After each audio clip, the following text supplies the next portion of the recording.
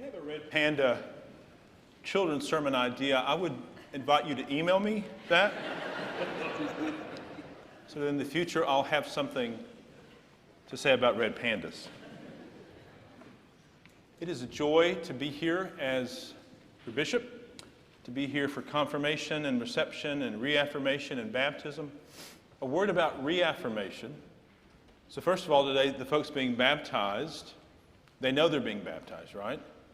Folks being confirmed know they're being confirmed. Folks being received know they're being received. And then after we've gone and baptized people and come back and confirmed and received people, I'm going to stand right there. And I think Paul, where's Paul? Hey, Paul. Paul is going to, you going to play the music? Yes, sir. Yeah, you're going to play the music. And if you feel like you want to come forward for reaffirmation, that's what's going to be happening there, right? So what we say is, there's something important about being intentional, right? I am choosing to be baptized, or I'm choosing to be confirmed, or I'm choosing to be received. And we love the intentionality of that. But reaffirmation is also just the chance to say a part of what we are in the Christian tradition, in the Episcopal Church, is we're spontaneous. You know, the red panda, right? Didn't see that coming. So with reaffirmation, it's that desire to say, I've been baptized, I've been confirmed, I've been received. I just want you to know maybe something's going on in my life, and I just want that prayer of reaffirmation to be placed upon me, right? So not everybody has to do it. It's not a competition.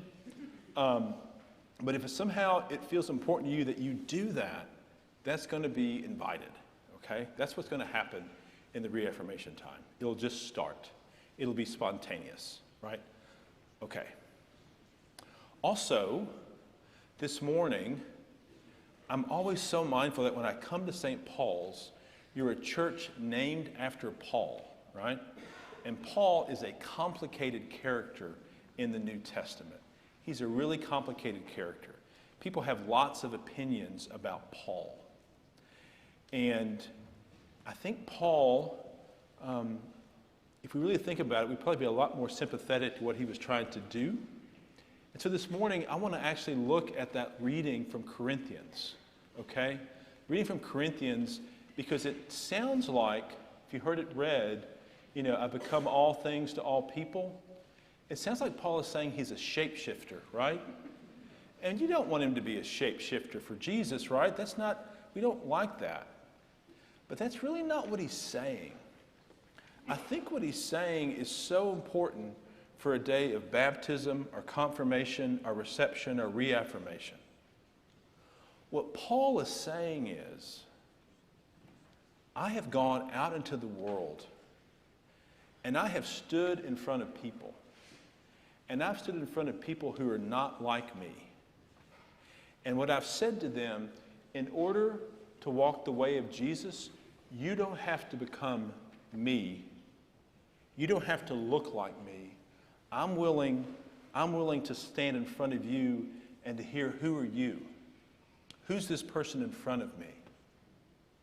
Who is the slave? Who is the Jew? Who is the person under the law? Who is the person that I've not met before? And willing to become all those things, not to shape shifts.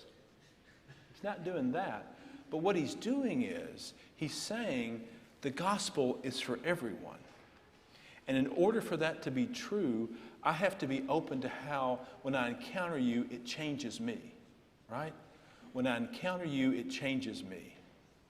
So in that regard, when he says, I have become all things for all people in order to win some, it's like this encounter of walking with Jesus will change you, right? So the folks being baptized, you're going to be changed. Confirmed, received, reaffirmed. Today we're in the changing business, right? And it's going to change me, right? You think, well, I'm the one baptizing or confirming or receiving or reaffirming. I'll be changed because you'll be in front of me and I'll see you. And the thing we couldn't do this morning, because there's so many of you, I love always hearing the folks being confirmed or received or reaffirmed or baptized. Who are you? Where are you from? Tell me your story. Because I think too often we think the work of Paul was, Paul just went out and told people the gospel and said, you got to get right with Jesus and you better do it now.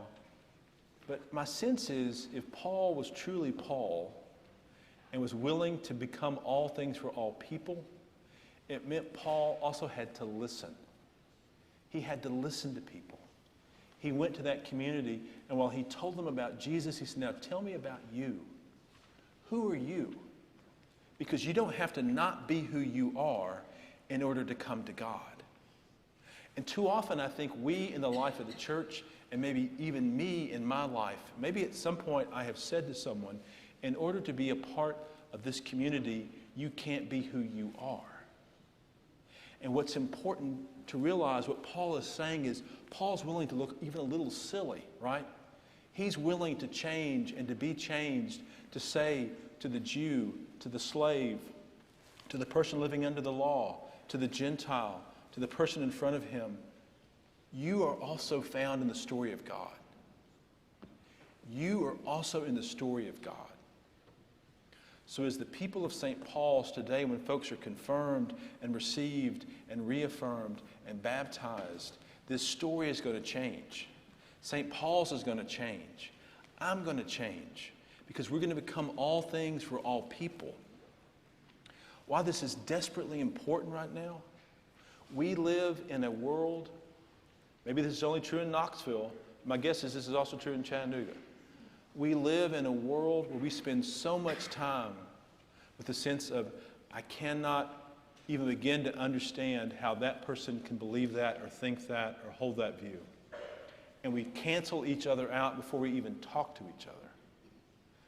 We, as the people of God, as a people willing to say we can somehow become all things for all people, not shifting shapes, don't say that fast. We can be changed because we need to listen to each other.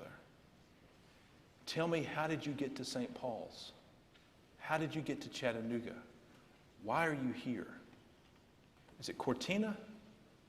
Cortina and I were talking this morning, and Cortina and I were saying that maybe both of our stories have some places that might feel like zigzags, or what was that, or what was that. But when you're telling your story makes sense to you, right? You understand the threads. You understand that movement and that movement. It's not jumbled, it's whole, because it's your story. And I just believe in the future of St. Paul's. I believe in the future of this diocese, if we're willing to be changed, if we're willing to be stretched, if we're willing to say, in order to encounter that person, I'm willing to be changed.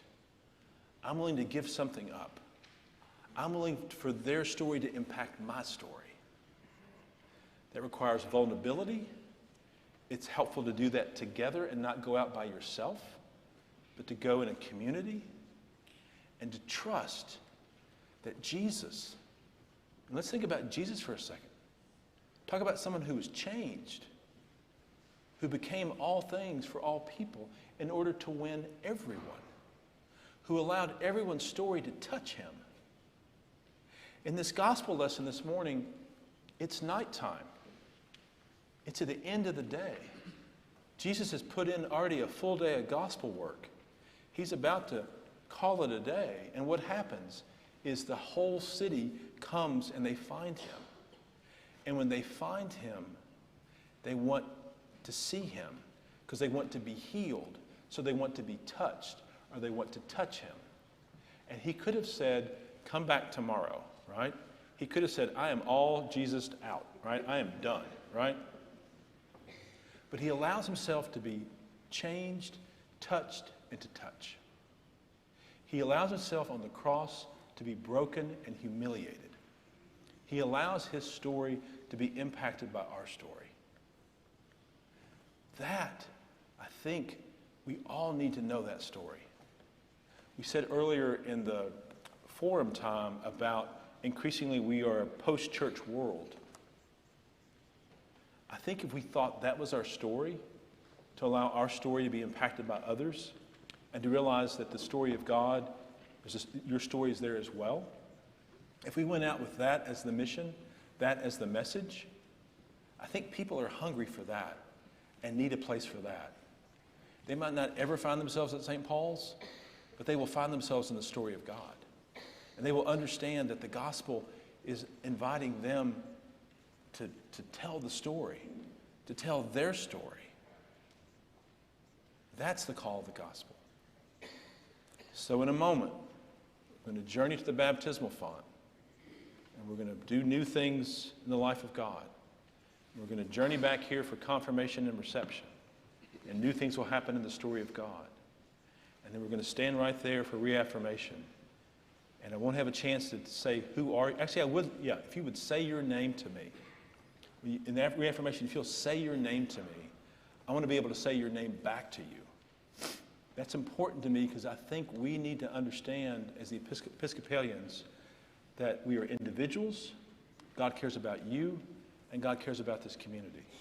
So just like we'll hear the stories of the names of the baptized and received and reaffirmed and confirmed, I want to hear the story, the name of you being reaffirmed, okay? Thank you for who you are as a people of this parish. If you're here today visiting just to support folks being confirmed or received or baptized, thank you for joining us and being a part of us today. Amen.